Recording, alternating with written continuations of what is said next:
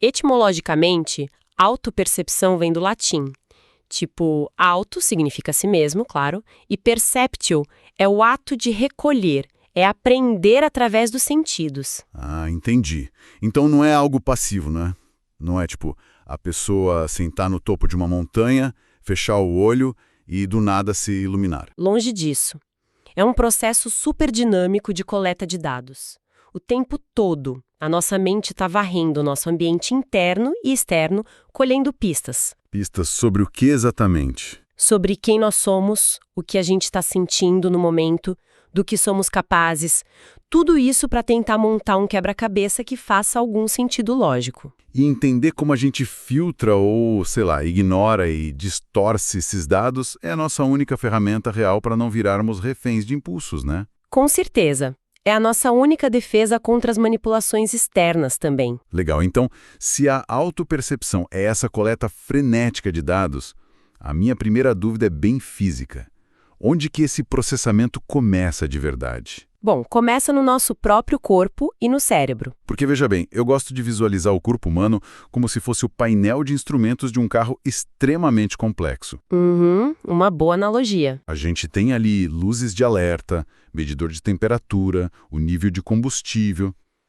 E um bom motorista precisa bater o olho ali e saber se o motor vai fundir ou não. Exato. Então, por exemplo, se o cortisol dispara ou a frequência cardíaca acelera no meio de uma reunião de trabalho tensa, isso seria tipo uma luz vermelha piscando no nosso painel, certo? É uma analogia muito útil. Mas a ciência vai um passo além disso. Não é apenas que as luzes piscam e aí o motorista usa a tal da razão pura para decidir o que fazer. Não. Não. A gente tem o trabalho do neurocientista Antônio Damasio, por exemplo. Ele criou a teoria dos marcadores somáticos. Marcadores somáticos, tá? Isso. E ele provou que se esse painel de instrumentos quebra, se você não consegue ler essas emoções físicas, o motorista simplesmente perde a capacidade de tomar qualquer decisão lógica. Peraí. Isso vira do avesso tudo que a gente sempre ouviu falar.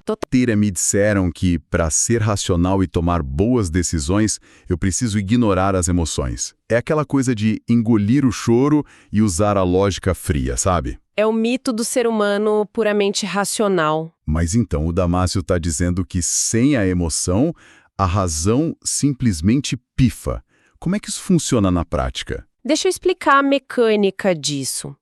O cérebro humano, ele não tem tempo e nem energia para processar logicamente todas as variáveis de uma decisão complexa toda vez que ela surge na nossa frente. Demoraria muito tempo, né? Sim, a gente ficaria paralisado. Então, o que ele faz? Ele usa o corpo como um atalho. Imagina que você passou por uma experiência muito ruim no passado. O seu corpo registra aquilo fisicamente. Tipo um aperto no estômago? Exato. Um aperto no estômago, uma tensão muscular no ombro. E aí, quando uma situação semelhante surge no futuro, antes mesmo de você pensar conscientemente, o seu corpo dispara esse marcador somático. Essa sensação física de alerta. Isso. É o corpo gritando para a mente algo como, olha, isso aqui dá problema, foge. E o Damasio estudou pacientes que sofreram lesões exatamente na área do cérebro que lê essas emoções. E o que acontecia com eles? Eles perdem essa conexão. Eles conseguem, listar logicamente os prós e contras de uma decisão num papel. Eles são super racionais. Mas eles não conseguem escolher. Caramba, sério? Eles ficam travados. Totalmente travados. Porque falta aquele peso emocional, um instinto, sabe? Fica faltando aquilo que inclina a balança para um lado ou para o outro.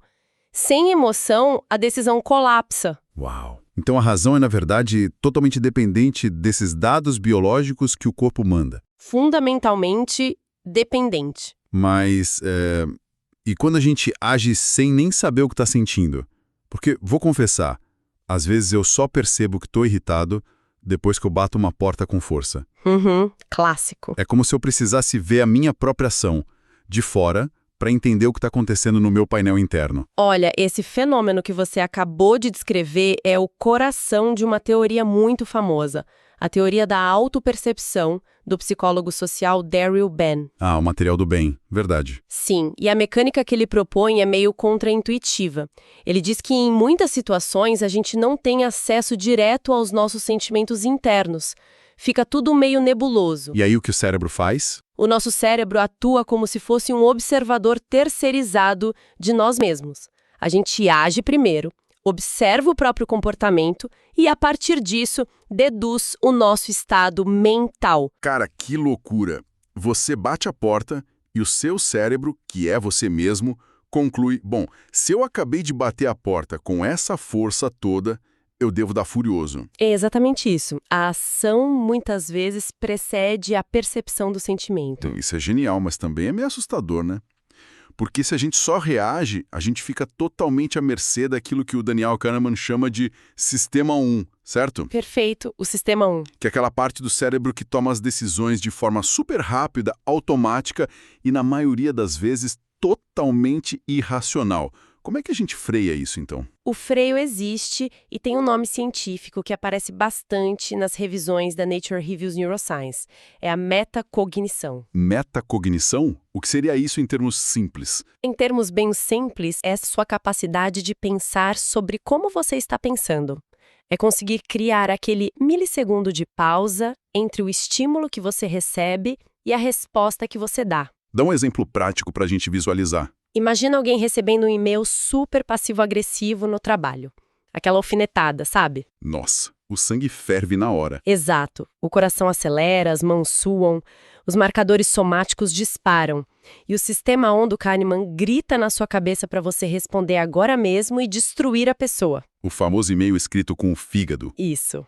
Mas alguém que tem uma alta metacognição percebe o próprio corpo reagindo.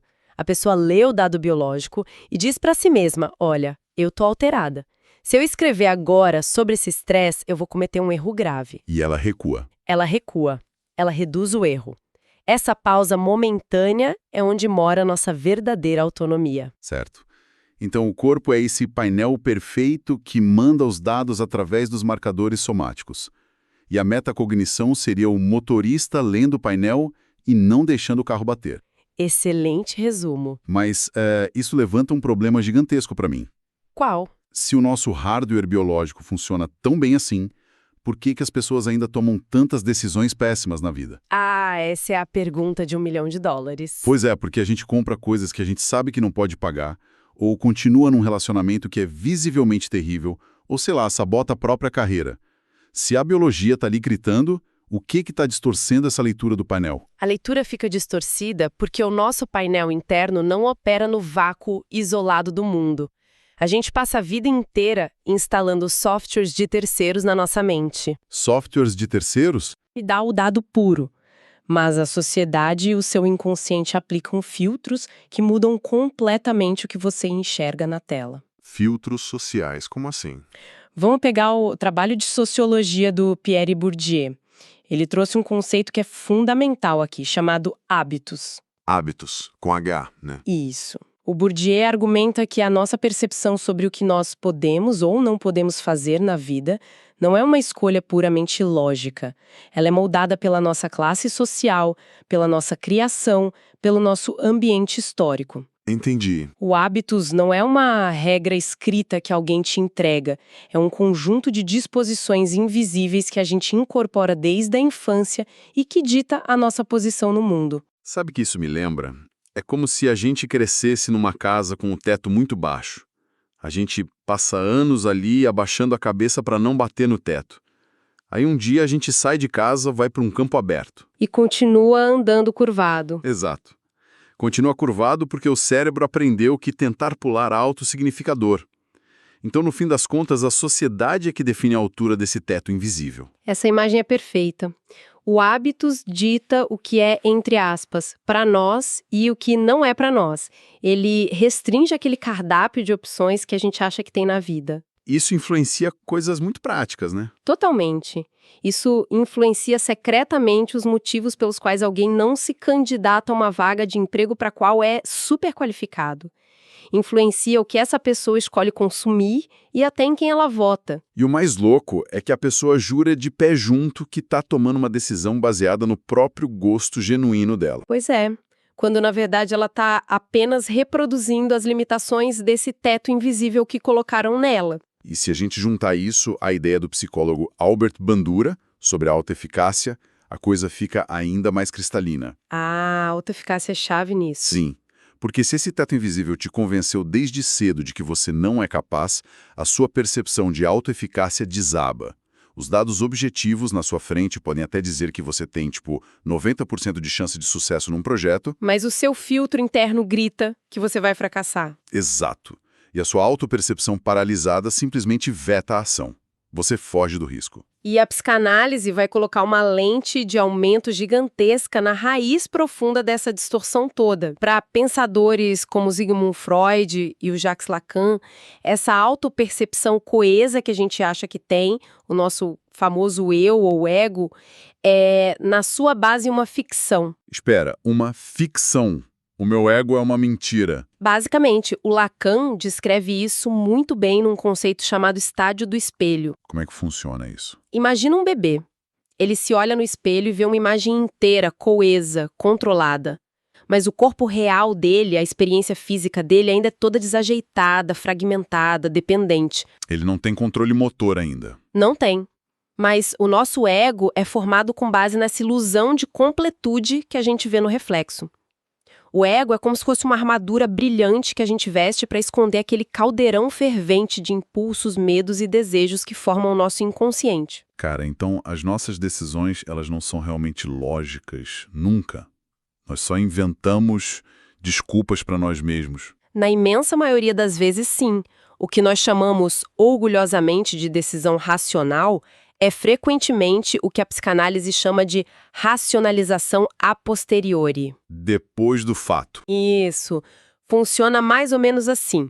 O seu inconsciente, que é movido por um desejo super profundo ou por um medo reprimido, ele te empurra a fazer uma escolha irracional. Tá. Aí, minutos depois, o seu consciente entra em cena como se fosse um advogado de defesa muito bem articulado.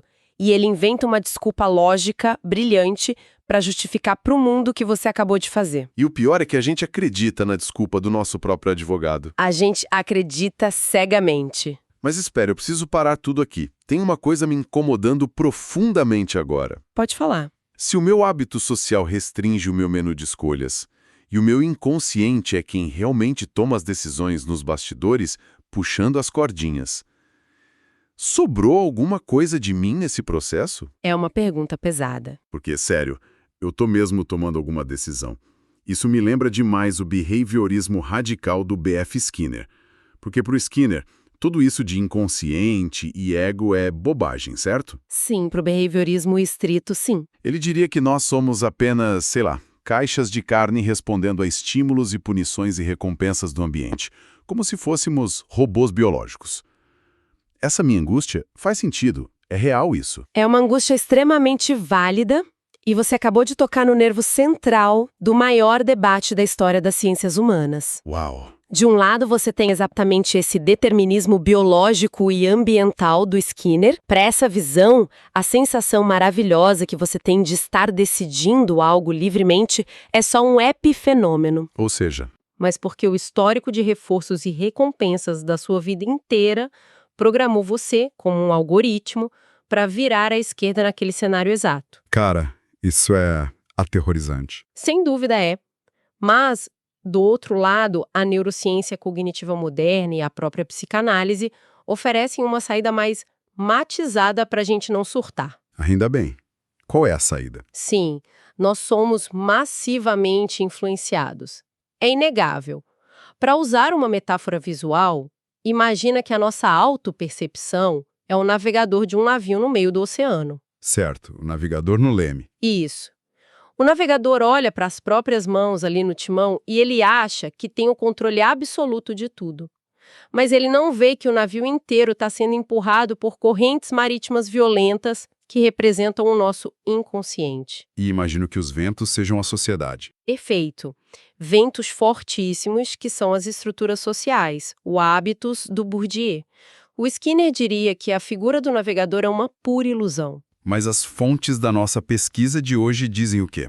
A abordagem integrada dessa pesquisa sugere que, embora a gente não possa controlar nem o mar e nem o vento, a nossa metacognição, que é aquele esforço colossal de perceber essas forças agindo, nos dá o poder de ajustar as velas. Ah, entendi. O livre-arbítrio, se é que ele existe na sua forma pura, é justamente essa pequena margem de manobra que a gente ganha ao nos conhecermos. Genial. Então, o que tudo isso significa na terça-feira de manhã? Tipo, no escritório ou no supermercado. Eu quero puxar isso para a vida real e prática. Vamos lá. Como que as falhas e os acertos desse navegador do navio se manifestam no nosso dia a dia?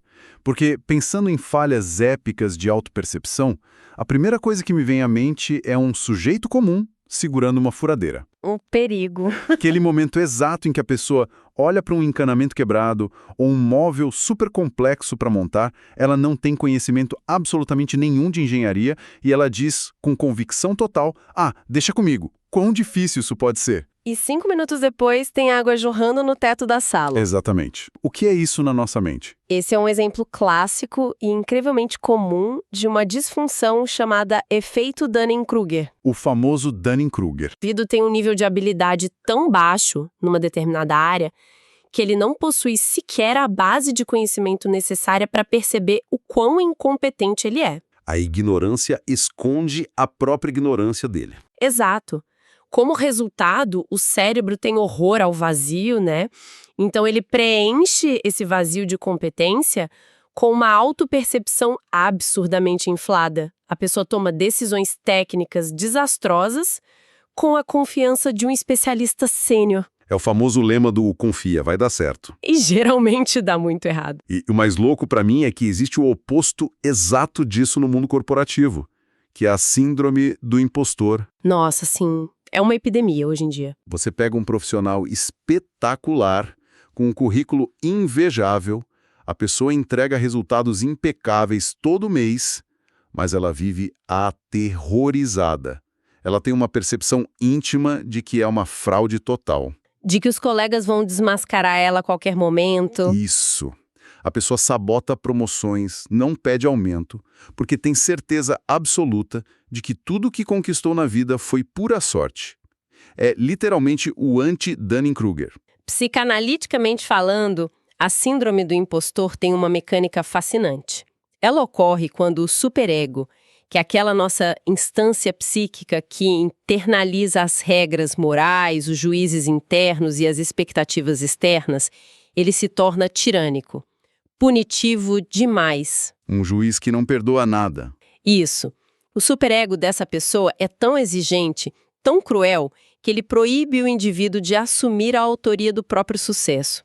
O sucesso passa a ser vivido internamente como se fosse um crime, uma farsa. Caramba. E essas falhas de autopercepção, elas não se limitam só ao trabalho, né? Porque eu fico pensando naquelas racionalizações de hábitos que a gente sabe que nos destroem aos poucos. Os hábitos nocivos são um prato cheio para isso. Tipo o fumante, né? O cara vê aquela foto assustadora no maço de cigarros, ele entende perfeitamente os dados científicos sobre o câncer, mas ele continua fumando. E sempre tem uma justificativa pronta. Sempre. A justificativa clássica do a poluição da cidade ou o estresse desse meu chefe me matariam mais rápido de qualquer jeito, então eu vou fumar. Como que o cérebro faz essa ginástica olímpica toda para ignorar a lógica pura? Isso nos leva direto ao conceito brilhante de dissonância cognitiva do psicólogo Leon Festinger. A mecânica aqui é basicamente sobre atrito mental. Atrito mental. Imagina que uma pessoa tem uma crença muito clara: fumar mata. E, ao mesmo tempo, ela mantém um comportamento oposto: eu fumo 2 maços por dia. As duas coisas não batem. Não batem. E isso gera uma fricção psicológica insuportável. A mente humana odeia a dissonância. A gente busca coerência o tempo todo. Para resolver esse atrito doloroso, a pessoa tem 2 opções. Faz. Ou ela enfrenta a agonia real de mudar o comportamento viciante, o que exige um esforço monumental e é extremamente difícil, ou ela escolhe o caminho mais fácil, que é alterar a narrativa da própria percepção. Ela suaviza a verdade na própria cabeça. Exato. Ela cria uma desculpa aceitável, culpa o estresse e assim ela elimina o atrito. Nesse embate, a narrativa falsa quase sempre vence os fatos. E a gente vê que isso vale muito para o consumo também, não é? Demais. A relação com o dinheiro é muito baseada nisso. Porque a gente vê pessoas contraindo dívidas que destroem anos de planejamento financeiro só para comprar o carro do ano ou roupas de grife para manter as aparências. É o famoso consumo conspícuo. Isso. Me parece uma disfunção gravíssima daquilo que a psicologia chama de locus de controle, certo? Que é onde você coloca o peso da avaliação da sua própria vida. É uma leitura perfeita. Quando esse locus de controle é jogado totalmente para o exterior, para fora de nós, a nossa autopercepção é sequestrada pelo que o Lacan chamava de o olhar do outro. O olhar do outro. A pessoa fica refém de como é vista. Fica. A pessoa perde completamente a capacidade de medir o próprio valor internamente. Ela só consegue sentir que existe, só consegue se sentir validada através do reflexo de admiração ou de inveja no olhar da sociedade perante aqueles objetos caros que ela ostenta. Que prisão, cara. E é uma prisão perigosa, porque frequentemente isso resvala para um vitimismo crônico. O indivíduo passa a culpar fatores externos por tudo. A culpa é do chefe, da economia, do universo, da política, e assim ele blinda a si mesmo, evitando assumir a responsabilidade pela própria trajetória. Mas, peraí, existem exemplos positivos nisso tudo, certo? Porque até agora a sensação que dá é que nós somos um desastre cognitivo ambulante. Nós somos falhos, mas temos salvação, sim. Ufa! Qual seria um exemplo prático de uma autopercepção super afinada e funcional no mundo de hoje? Olha, um conceito bem moderno que eu considero quase um superpoder no mundo corporativo e pessoal de hoje, que é a humildade intelectual. Humildade intelectual? Achei chique. É a capacidade de você entrar numa sala de reunião cheia de executivos, ouvir uma pergunta super complexa e conseguir dizer tranquilamente, olha, eu não sei a resposta para isso, mas eu vou descobrir. E isso sem sentir que está sendo diminuído. Exato. Fazer isso sem sentir que a própria identidade e o seu valor estão desmoronando exige uma autopercepção fortíssima.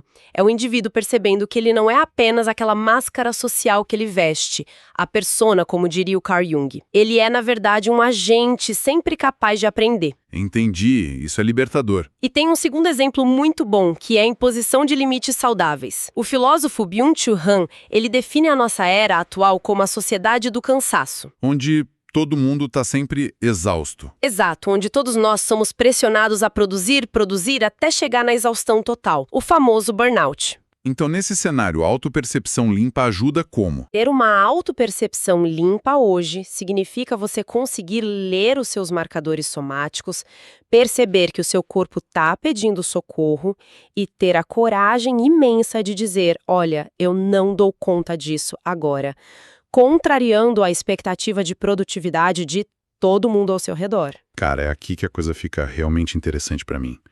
Porque a gente passou a conversa inteira falando sobre a nossa biologia, sobre as pressões antigas da sociedade e os truques da nossa mente. Sim, as bases de tudo. Mas a pesquisa do Everton Andrade traz toda essa discussão para o nosso cenário atual, focando nos anos de 2025 e 2026.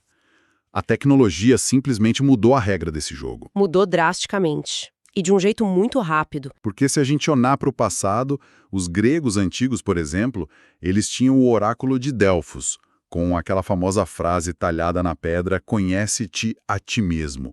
A autopercepção era vista como um trabalho árduo, de introspecção profunda, né? Um dever do cidadão até.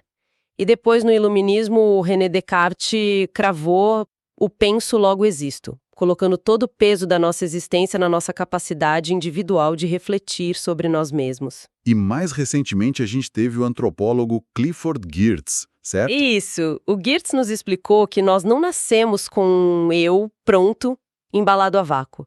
Nós somos animais tecendo teias de significado. E a nossa autopercepção é totalmente tecida através da cultura. Rituais, tribos, essas coisas. Exato. Historicamente, essas teias eram formadas por rituais sociais muito fortes, pelo pertencimento a uma tribo física, por crenças compartilhadas que ancoravam firmemente quem nós éramos na comunidade. Mas a cultura mudou brutalmente, e agora nós temos o fenômeno que o pessoal chama de o eu quantificado. O eu quantificado. É aí que mora o perigo moderno. E é aqui que eu volto para aquela provocação inicial que a gente fez. Os nossos dispositivos, a inteligência artificial, os smartwatches, eles se tornaram o nosso novo oráculo de Delfos, cara. Só que com uma diferença vital. Qual? O oráculo grego antigo exigia que você fizesse a viagem mental dolorosa de olhar para dentro de si mesmo para encontrar a resposta. O oráculo de Silício de hoje faz a viagem inteira por você e te entrega o resultado mastigado numa tela. Uau! É a comodidade cognitiva extrema. É. E essa é a virada dramática que foi documentada por estudos recentíssimos de 2025, que saíram na Nature Human Behavior. A gente está testemunhando o surgimento da autopercepção algorítmica. Autopercepção algorítmica. A gente delega o autoconhecimento? Exatamente isso. A gente está ativamente delegando a tarefa complexa de nos conhecermos para caixas pretas de dados. E o exemplo do relógio é perfeito. O relógio avisa que você dormiu mal, que o seu sono foi péssimo. Mesmo que eu tenha acordado me sentindo ótimo, cheio de energia. Sim, e o que acaba acontecendo? O seu cérebro, que adora atalhos, acata a autoridade incontestável da máquina. Em questão de minutos, você começa a bocejar e se sentir genuinamente cansado apenas porque o algoritmo diz que você deveria estar. Cara, a máquina simplesmente atropela e reescreve a nossa percepção biológica. Precisamente, a gente inverte a ordem. E se nós terceirizamos a leitura dos nossos próprios marcadores somáticos, se a gente deixa de sentir a nossa própria respiração para olhar um gráfico bonitinho na terra do pulso, a pergunta que fica é muito séria. Quem de fato está desenhando as fronteiras de quem nós somos? Nós viramos passageiros. Passageiros. A pesquisa alerta que ao entregarmos esse processo íntimo para a inteligência artificial, a gente está entregando a chave mestra da nossa autonomia. A autopercepção, para ser real e libertadora, ela exige um esforço monumental de integração. A gente não pode deixar que as nossas falhas, os vieses ou essas conveniências tecnológicas editem a narrativa da nossa vida por nós. É preciso assumir o volante, né? Mesmo sabendo que o mar lá fora e o mar de dentro são super agitados. É um único jeito. E para coroar essa nossa investigação de hoje, vale resgatar uma máxima do Freud, que curiosamente foi super validada por ressonâncias magnéticas muitas décadas depois de ele ter dito. O que ele disse? Ao falar sobre esse esforço heróico de conhecer a si mesmo, ele disse o seguinte: onde estava o isso que o eu possa advir? Onde estava o isso que o eu possa advir? Explica isso pra gente. Em outras palavras, onde havia apenas impulsos cegos, aquela biologia irracional e pressões externas invisíveis dominando, que a nossa consciência lúcida possa finalmente se estabelecer. Jogar luz nesse porão escuro da nossa mente é e sempre vai ser a nossa única rota para a verdadeira liberdade. Que forma perfeita de amarrar os conceitos. Mas olha, diante desse avanço implacável que é deixar a tecnologia medir cada milissegundo do nosso batimento cardíaco, eu quero deixar uma reflexão final para a gente fechar. Uma reflexão necessária. Algo para que as pessoas que acompanham a nossa análise hoje possam mastigar e pensar nas próximas horas. A gente sabe, pela ciência básica mesmo, que qualquer musculatura do nosso corpo atrofia quando a gente para de usá-la. É a velha lei do uso e desuso. Fato biológico. Então, se nós continuarmos terceirizando esse esforço mental, que sim, é angustiante, mas é vital, de interpretar os próprios sentimentos, se a gente entregar isso para algoritmos preditivos e dispositivos brilhantes nos nossos pulsos, a pergunta é: o que vai acontecer com a arquitetura do cérebro humano nas próximas décadas? Uma pergunta assustadora. Será que o nosso espelho interno vai trincar de vez? Será que perderemos, organicamente falando, a capacidade de saber quem somos sem que uma tela precise nos confirmar isso primeiro? É de se pensar profundamente. Fica aí o pensamento provocador. Talvez hoje seja um excelente dia para a gente desativar algumas notificações, respirar bem fundo e voltar a ler o nosso próprio painel de instrumentos no modo manual. Até o nosso próximo mergulho.